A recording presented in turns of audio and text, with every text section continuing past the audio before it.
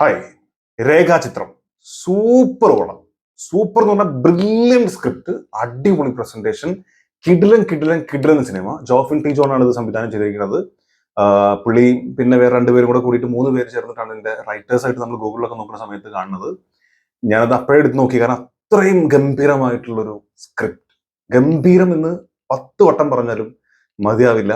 അത്രയധികം ഭയങ്കരമായിട്ട് ഞെട്ടിച്ച് കളഞ്ഞു സിനിമ.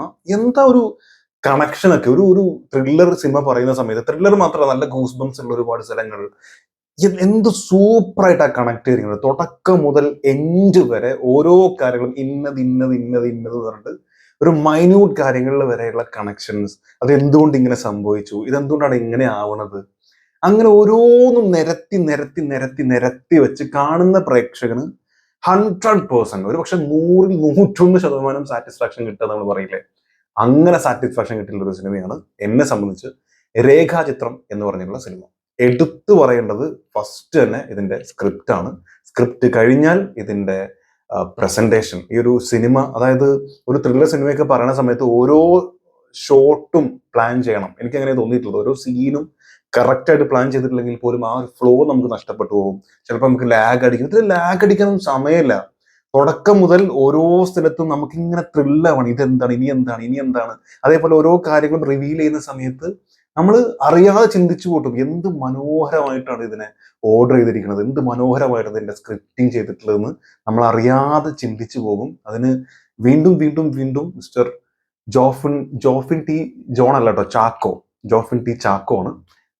പുള്ളിക്ക് വീണ്ടും ഒരു ബിഗ് അപ്ലോസ്. അത്ര നന്നായിട്ട് ചെയ്തിട്ടുണ്ട്. എനിക്ക്, നമ്മൾ പറയില്ലേ, അമേസിംഗ് എന്ന് പറഞ്ഞാൽ റിയലി അമേസിംഗ്, പറയാൻ വാക്കുകളില്ല എന്ന് പറയില്ല, അങ്ങനത്തെ ഒരു അവസ്ഥയിലാണ് ഞാൻ ഇവിടെ ഇരിക്കുന്നത്. ഇനി അടുത്തതായിട്ട് നമ്മൾ നിർബന്ധമായിട്ടും പറയേണ്ട പെർഫോമൻസ് എന്ന് പറയുന്നത് ഒന്ന്, ആസിഫ് അലി. ഈ മനുഷ്യനെ നമ്മൾ സമ്മതിച്ചു കൊടുത്തേ പറ്റുള്ളൂ.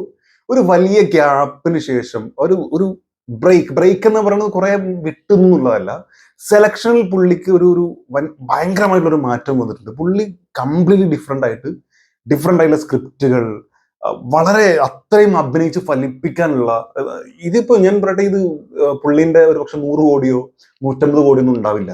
പക്ഷെ പുള്ളി ചെയ്യുന്ന സിനിമയിലെ പുള്ളിയുടെ കഥാപാത്രം എത്രമാത്രം ഡീറ്റെയിലിങ്ങോട് കൂടി, അല്ലെങ്കിൽ അത്രമാത്രം കൈയടക്കത്തോടു കൂടി പുള്ളി ഫലിപ്പിക്കുക എന്ന് പറഞ്ഞാൽ, ഈ സിനിമയിലൊക്കെ പുള്ളിന്റെ ക്യാരക്ടർ എന്ന് പറഞ്ഞാൽ പോലീസുകാരനായിട്ടുള്ള ഒരു ക്യാരക്ടർ, ഓരോ സ്ഥലത്തും പുള്ളിക്ക് വരുന്ന ഭാവ വ്യത്യാസങ്ങൾ, ഓരോ സമയത്തും പുള്ളിന്റെ ഉള്ളിൽ എന്താണ് അലട്ടുന്നതെന്ന് മുഖത്ത് വ്യക്തമാണ്.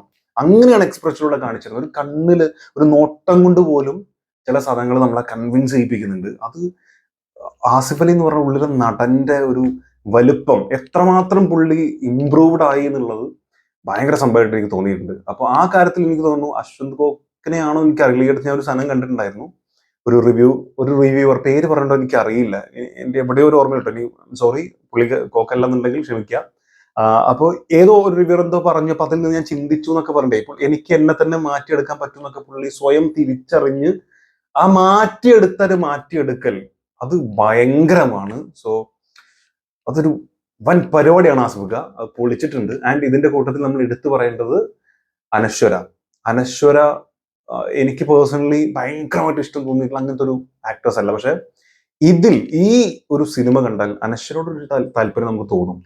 അത്ര ഗംഭീരമായിട്ടാണ് ആ റോൾ ചെയ്തിട്ടുള്ളത്. ഭയങ്കര, എങ്ങനെയാണ് അത് പറയേണ്ടത് എനിക്കല്ല, അത്രമാത്രം കൈയടക്കമാണ് ആ അഭിനയം ചെയ്തിട്ടുള്ള, കൈയടക്കമാണെങ്കിൽ പോലും ആ റോളില് നമുക്ക് വേറൊരാളെ ചിന്തിക്കാൻ പറ്റാത്ത രീതിയിൽ അത്രമേൽ ഗംഭീരമായിട്ടാണ് അതിനെ പ്രസന്റ് ചെയ്തിരിക്കുന്നത്. അത് എല്ലാ റോളും നമ്മൾ പറയുമ്പോൾ ഈ 2 പേരെ നമ്മൾ എടുത്തു പറയുന്നുണ്ടെങ്കിൽ പോലും ഇതിന്റെ കാസ്റ്റിംഗ് ഡയറക്ടർ ആരാണോ പുള്ളിക്കാണ് അടുത്ത ഒരു കൈഡി നമ്മൾ കൊടുക്കേണ്ടത്. കാരണം ഓരോ റോളിലേക്കും, ഈച്ച് ആൻഡ് എവറി റോൾ, അതിലേക്കൊക്കെ സെലക്ട് ചെയ്തിരിക്കുന്ന ആ ഒരു കാസ്റ്റിംഗ് എന്ന് പറയുന്നത് ഗംഭീര കാസ്റ്റിംഗ് ആണ്.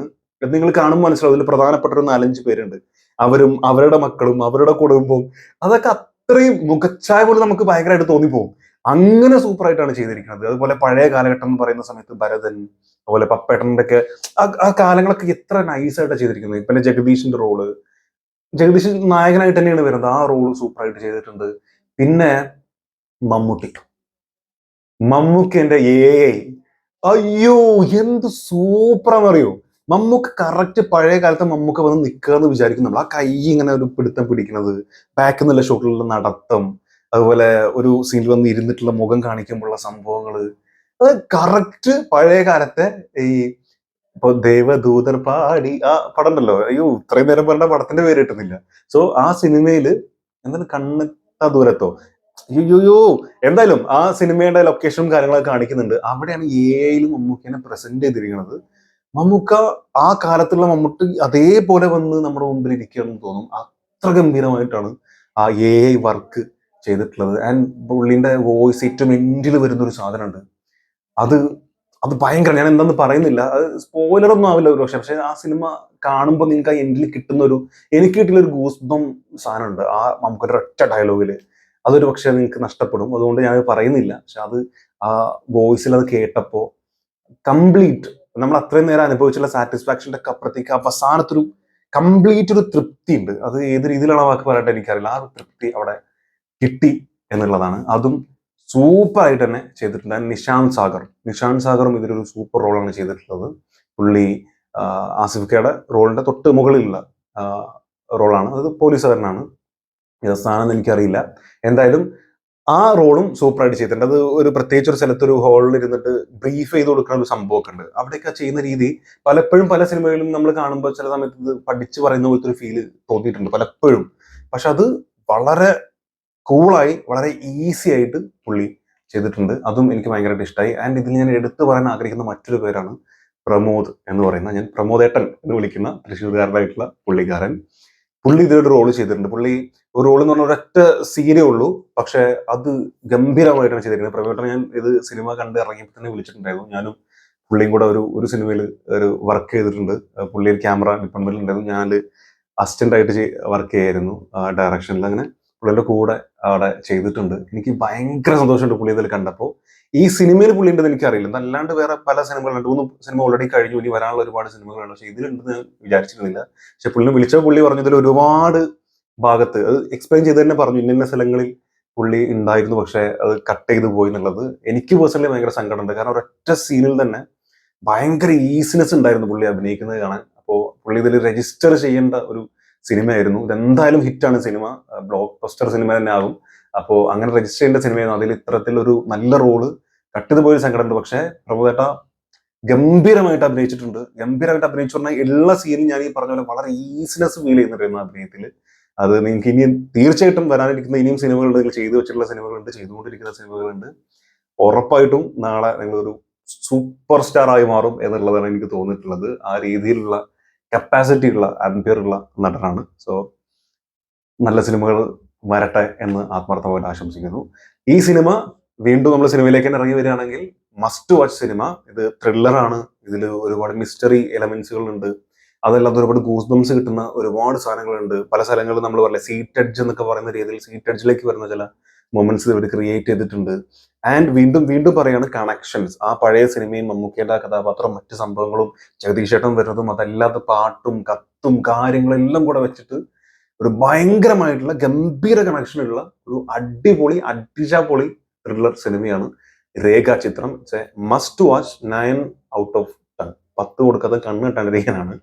9 ഔട്ട് ഓഫ് 10 ആണ് എന്റെ റേറ്റിംഗ്. സോ കണ്ടിട്ടുണ്ടെന്നുണ്ടെങ്കിൽ തീർച്ചയായിട്ടും മറക്കാതെ കമന്റ് രേഖപ്പെടുത്താൻ ശ്രമിക്കുക. Thank you so much watching this video. അടുത്ത വീഡിയോ ആയിട്ട് കാണുന്നവരെ